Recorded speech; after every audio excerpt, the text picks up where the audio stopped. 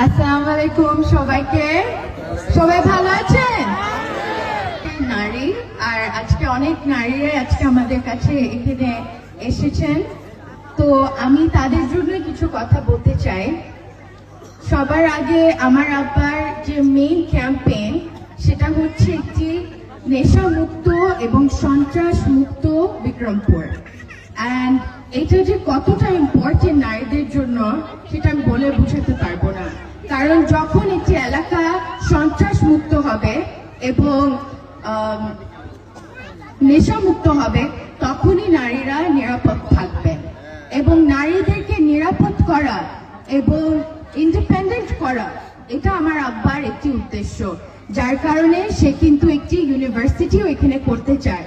এবং যারা আরেকটু ওল্ডার তাদের জন্য সে ভোকেশনাল ট্রেনিং সেন্টার্স করতে চাচ্ছে, জানি কোনো নারী কোনোভাবে ডিপেন্ডেন্ট কারো উপরে না থাকুক, সবাই যেন ইন্ডিপেন্ডেন্ট। সবার